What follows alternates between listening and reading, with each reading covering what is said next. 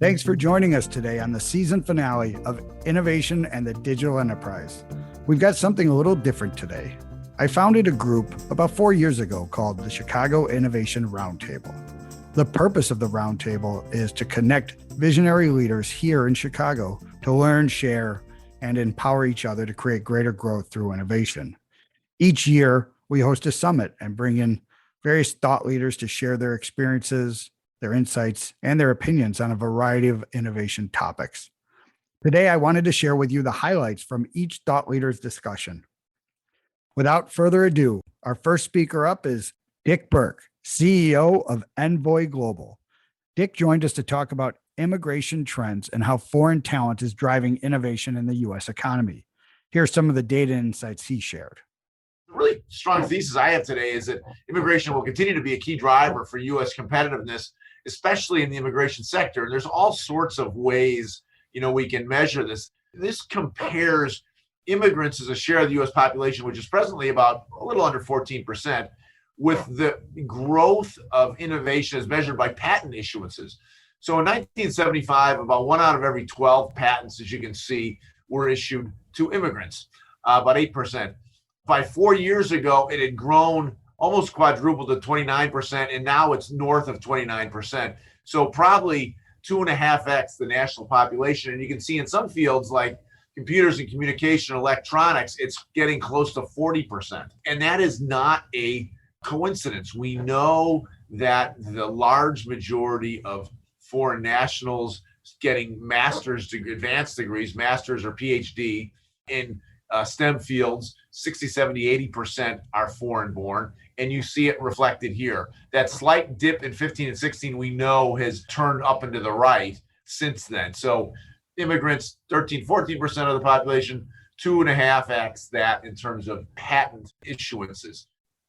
Take another look at it. In the Bay Area, defined as San Francisco to San Jose, 1975, Chinese and Indians had less than 0.5%, 1 out of 220 patents. By 2017, it was 1 of 8. And we know that has only accelerated since 2017. Another one, you think, zoom out a bit, beyond the folks who actually receive the patent are the folks who create the businesses. We know, and based on 2019's list from the Fortune 500, 45% of the Fortune 500, almost half, were founded by immigrants or their children. Unicorns are defined as private companies that obtain a billion-dollar valuation from venture capital or growth equity or private equity. Half of them are founded by first-generation immigrants. So think of that. Our country is first-generation immigrant, 13, 14%. It is 4x that contribution to unicorns. Next up, we have Adam Kanouse, CTO of eVive. He joined us to talk about organizing product development teams for success. Here's a few of the things he has learned over the past few years. The teams really were organized by skill set. So product managers was sort of a team in and of itself. And what the product managers were responsible for is kind of cranking out user stories. And then those user stories would get sent to technical lead, and that technical lead would then split them up by kind of layer within the platform. So we had a UI, UX team that was really a set of front-end developers and UX designers. And then we had a group of back-end engineers who were building services. And then we had a group of people that kind of supported the infrastructure or the technology that was actually running the applications. There were some advantages. So our UI developers who were 1 or 2 years into their career loved it. So they were on a team with other UI developers. They had senior people on that team. They were able to build their skills really deeply in that area of expertise. And there were just people there to kind of help them on their day-to-day tasks. A lot of disadvantage with this type of model. Everything that we did required a lot of coordination. You can think about like just the timing of delivering an end-to-end feature. One team may be slightly ahead or behind of the other, and trying to get predictability on when an end-to-end feature would be released to market was super difficult. We weren't really building full stack engineers. So, it was great for really junior engineers trying to build depth in one area, But for those engineers who are looking to expand their skill set, we started running into roadblocks where we either need to move people to different teams or we need to start doing knowledge sharing, which there's a pretty big cost to. And then the worst kind of characteristic of a team like this is when issues would occur, we'd start getting into this not my problem type of issue, or it's not my problem type of response. It's very hard to develop kind of that DevOps mentality when you're working in one layer of a multi-layered application. So teams 2 and 3, this was kind of how I reshaped my team at Narrative Science to focus slightly differently. And then this is how I started my teams at eVive. This was really organizing by product.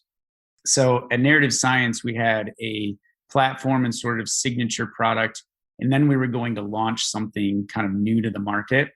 At eVive, we have sort of one, I'd say, marquee product, and then 5 or 6 other standalone applications or products that we also take to market.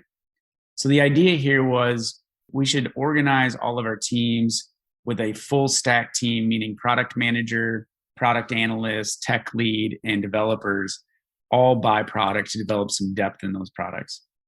So in most cases, we were co-located as well. In a couple of cases, we turned this into global teams where you'd have the team actually in both locations, really to kind of drive some interconnectivity and team building cross-location. The things that worked really well is we delivered really fast. So for a given product, those teams were able to make autonomous decisions and drive that product forward very, very quickly. So this worked really, really well for launching something brand new to market and getting it there quickly so you could start to test market viability. It reduced the dependency mapping. So every team was kind of responsible end-to-end for requirements, user stories, the technical design, how they delivered it, where they deployed it, supporting the infrastructure they deployed it on, and was able to operate, like I mentioned before, quickly and independently.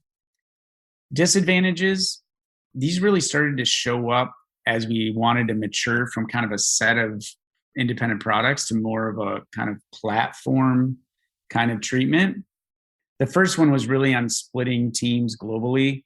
It became very difficult after a while to get people excited about the global hours. It has a tax to it, and you can do it for a while and eventually started to wear on these teams.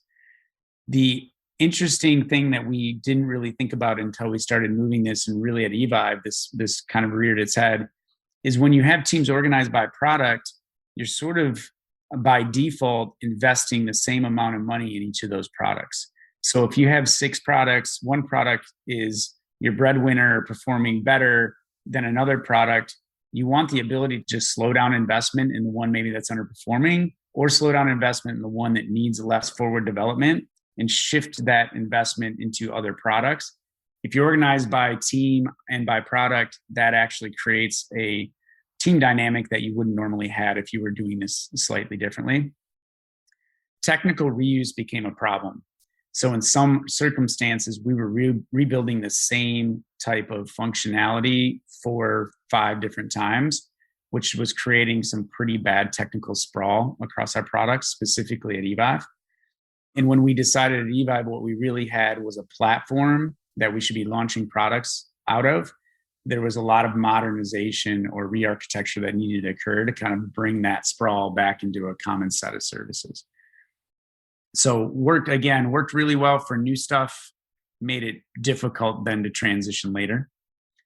What we have today at eVive is we took a step back and we started to look at patterns of things we were doing across our products and realized that we do some of the same things, and we should really be thinking about eVive as a set of capabilities rather than a set of products. So we've moved into sort of this platform structure where we think about what we do and we organize teams around what we do. So just to give you an example, everything at eVive is based off of data ingestion of different types of data, which we use to build the member profile. So what can we know about an individual that will help us target them more effectively with messaging? Then we have our targeting engine where we take those characteristics and we build audiences. And then those audiences are run through what we call a campaign engine, where we bring in the content, the frequency, the modality of how we want to reach that person, and we drive that to the users. And then there's a set of UIs that sit on top that users can interact with. We decided that those capabilities, if we invest teams into each of those capabilities, we can advance those very quickly, and then eventually, potentially later, product teams on top. And then that kind of pushes you in the direction of good software design as well. So if you're going to have teams organized by capability, if you want to reduce the dependencies you could run into, it forces you into good contracting or an API design, which is where we're at today. So I probably hit a lot of these, but the advantages here, we're maximizing our tech reuse. So we're not building the same thing multiple times. I mentioned the good system contracts. The kind of added advantage to that is if we sign partnerships where we want to expose externally some of those contracts to allow other companies to plug into our system, it kind of opens the door to that. And really why you would choose this is if your platform is what matters. And as our company has evolved, we've gone through products being the most important now to platform being the most important. Some of the downsides of this is it takes a while to get there. I know a number of you have probably been at bigger companies, have probably been involved in application modernization projects that can last 4 or 5 years. I was certainly a part of a lot of those back in my consulting days. Dependencies matter a lot here, so it takes a while to remove your dependencies so these teams can operate independently. And then just finding technologists who can think in a more abstract way is what I've found to be pretty difficult. I think it's pretty easy to find software developers who can understand a set of product requirements and they can build that product out in that monolith. It's a lot harder to find people who can think about things in an abstract API design type of way and think about a capability rather than a set of UI functionality. Our next speaker is Thru Shivakumar, CEO and co-founder of Cohesion. She joined us for a great discussion around the future of autonomous buildings. Here's a few of the highlights from her fireside chat. We started with this whole connected building and intelligent building experience, but what's happened, within the last few years is that 3 things have kind of collided over the last couple of years. One is that, we had a global pandemic and, building health has come to the forefront. So that's one of them. The second is that 40% of the problem are buildings, right? So commercial buildings are the first phase of the climate accord, the Paris Climate Accord. And so we are, phase 1 of buildings have to do more to decarbonize their real estate. And what they don't have is data to do so. So what they're struggling with, and then, add on one more layer, which is people are talking about this hybrid workforce and the reduction in space utilization for landlords, and now add on inflation for real estate where debt costs are going up. So you've got all 4 of these really large large macro factors that are coming at landlords that is forcing this industry to change. Never before did we really have this force. We've had financial crises before, but we've never had 4 of these kind of factors coming and hitting us at the same time. So one thing that, we're hearing across the board is that this time it's going to stick. The digital transformation is real and it's here to stay from a real estate perspective, prop tech perspective, built environment perspective. And so when we think about like the sustainability factor, it's innate in what we have to do. And what we have to do is balance how to be a healthy building, how to be an engaging building so people still utilize space, and also how to be a sustainable building. And so with that, you need technology and you need data. From our perspective, it's just about transparency. And we're doing a lot of time educating buildings and landlords and operators that transparency is the future. The new worker, the millennial, the Gen Z worker is going to demand this. And the demand is coming from the end user, the tenants. And so if we really want to bring people back, it's an educational piece. So we started kind of in this phased approach. You can't get to an autonomous building right away, right? There's steps to take. There's change management. There's both human change management, but there's also systems repositioning and connectivity. And so we started pre-2021 with the connectivity of buildings. How do we create the right scalable framework to connect the different systems within a building, but do it in a scalable and repeatable way? We can't, every building has some unique, and I say unique in kind of air quotes because it's not all that unique if you have the right scalable infrastructure from a tech perspective to be able to say, okay, well, this building has this type of HVAC system and this type of access control system. And this, the next building has something totally different. But if you have the right framework and architecture from a tech perspective, you could actually make that happen and be able to scale and repeat that connectivity of the building system. So that was what was really important for us, is how do we make sure that we could integrate the hardware and software in the right way, and then make sure that that tenant experience is appropriate. So that was, kind of the past. This year, what we've done is really pivoted, and I should say this year being the last 12 months, to, healthy buildings were a real big, obvious play for us, in that we already had the connectivity. We were always going to make our way to the autonomous building, self-driven, self-healing building itself. But we were focused on a few other things. We were going to look at demand-driven HVAC, so heating and cooling first, but we saw a real need for indoor air quality and demand-driven ventilation, which was all around the air you breathe. And so we pivoted to respond to a customer need. And we also had our, the mechanical, the firm that we spun out of, they were big on, let's make sure that, we're responding to this market need. So we pivoted and we built out, the first optimization program in indoor air quality. Next up, we have Greg Svitak, director of Spot Hero Labs. He joined us to talk about how embracing extreme ambiguity leads to innovation. Here are some of his thought-provoking ideas around leadership and culture. In the early stages of innovation, there's a lot of ambiguity, and how do you create a culture for that? So the first thing that Patrick and I spend a lot of time talking about is that learning is the most important principle, not process, not anything else. It's learning. And how do you create a culture that forces that pizza box team to learn faster than anyone? And really the first important part about it is you create a bottom-up mentality, meaning like it's not uncommon in the early stages when I work with new people, I'll put something up on a wall and I'll walk out the door. And I'll just put a topic for the team to talk about, and then I'll literally walk out the door, because the topic is for them to work out and solve. And then that way it's not the leader that's the one that's doing. Your job is to set the objective, but in general, it's the team, the three other individuals that are in the room that are responsible for figuring out what we're going to do, what problem we want to solve, and then lastly, how they want to solve it. And really, in the early stages, I intentionally create controlled chaos.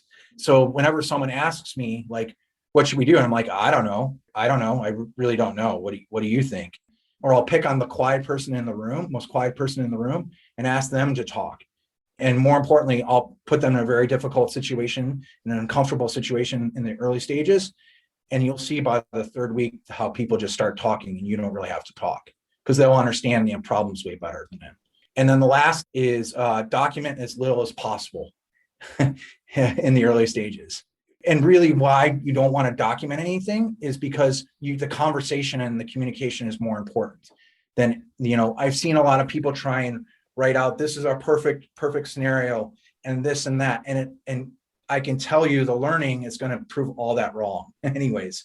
So you should just try and focus on the hypothesis and don't document anything as the leader, and let people kind of pick up stuff and document stuff whenever it makes sense. But don't spend time waiting for that. Like, more important thing is to get out there and talk to people and come back and share, and rather than spending time waiting for people to document. And that changes as you get further into Horizon 2 and so on and so forth. But in general, in the early stages, that's something that's really important. So number one is people. I don't want anyone on my team that's an expert at anything. I only want people who are Swiss Army knives. What I have found in my career is if you try and take someone who's an expert at something, that actually hinders the ability for them to learn, because they anchor on that level of expertise. But the people I do want are people who are master collaborators, because then they can embrace that ambiguity between the other three members of the team, and master learners. Those are the most important skills. And being a generalist, being able to pick stuff up as we go, whatever language, whatever it is, enhances experimentation. And I also want like I talked about a lot about is the product-focused teammates, and who are looking for exponential growth. What we have found here at Spot Hero is there are people who feel kind of stuck. And, once they get them into a labs teams, sometimes what we have a hard time in then is putting them back in their boxes. They learn so much so fast, and then they get them back into, other areas. We then have challenges with that. And so it's an interesting dynamic. And really, most importantly, is I want people that are willing to do the dirty work. So like the guy, for example, the guy who wrote most of the code for opening our gates through Bluetooth, which we didn't get a chance to cover, he right now is up on a ladder rewiring a Bluetooth sensor for us at the moment. So, maybe the most valuable person on the team from an engineering standpoint is literally on a ladder right now. And everyone on the two teams is willing to do things that they would not do. And they know that their things at the early stages don't scale, but they're just trying to do everything we can to eliminate most barriers. And then the other thing is on the leadership side, the person that's the leader, I firmly believe, since it's a pizza box team, the leader should just be willing to do the dirty work. It's not unusual for me to be in a parking garage 3 to 4 times a week at some point. And this is an actual picture of like after we hung our sensors for the Bluetooth for the first time. Basically, anyone that I ask to do something, I should be willing to do myself. And really, my job at the end of the day is set the objective, not the goal. Set the objective, not the goal, and really break any ties as far as any disagreements are concerned. Last but not least is Ari Kaplan. Ari is the director of AI evangelism and strategy at Data Robot. He joined us to talk about the state of artificial intelligence and how it's reshaping the way organizations do business. Here are a few of the insights he shared. If you look at Fortune 500 companies, about a third are like legitimately applying AI in a meaningful way, yet 2/3 are not. So, everyone's kind of growing and learning at the same time. So what is AI and machine learning? And there's really 3 acronyms of AI. Artificial intelligence is what people generally refer to it. And that is what you see here. You can take information from the past and make better predictions, better segmentations to predict the future. There's now applied artificial intelligence, which is what, you're a business. You want to predict sales better. You want to predict, are your customers going to churn more accurately? That's really applied artificial intelligence. And augmented intelligence is really like the practical aspect of it. You have humans making decisions, you know the complexities. Somebody's hungry, they're going to buy Pringles more likely than they're not. Their kid got a cut on their knee, you're more likely to spend more for a Band-Aid than not. So those are, human ideas, but the artificial part can better understand the complexities of tons of types of data, more like human behavior. So augmented intelligence is that combination of like humans, augmented, being assisted with computer-generated insights that might be a bit too hard to do, or patterns that might be a little too subtle for humans to take out. So big question is why, what is AI, but why should I do it already over business intelligence? So, one of the challenges is I start talking to people about making better predictions, and you say, hey, you can predict who's going to churn. You can predict your marketing strategy. You can predict who should I give a loan out to. And companies are like, we're already doing that. So you have to understand that AI, yes, you are currently making predictions. They might be good. They might be great. They might be amazing. But artificial intelligence can take that to the next level. So, one example is, I'm working with Kroger, that big retailer, and they have 60 million loyalty followers. And each of those loyalty followers have a somewhat unique number of children, salary, their shopping experience, their journey of purchasing. If I were, or Howard, or anyone on the call were to try to figure out 60 million people, it would take you your lifetime many times over. So AI, can help figure out. Kroger actually prints multiple millions of catalogs customized to each individual household. So I may get one where certain coupons that I like are higher up, or recipes I might like, and Howard may get a different one with totally different articles and content. The civilizations have been through many revolutions, and we're in the middle of what's called the intelligence revolution. And it's pretty phenomenal. It's going to be larger than any of the other revolutions possibly put together. So that wraps this episode. I hope you enjoyed listening and hearing from all of these wonderful people and their great thoughts and experiences. This episode was sponsored by Dragon Spears and produced by Dante32.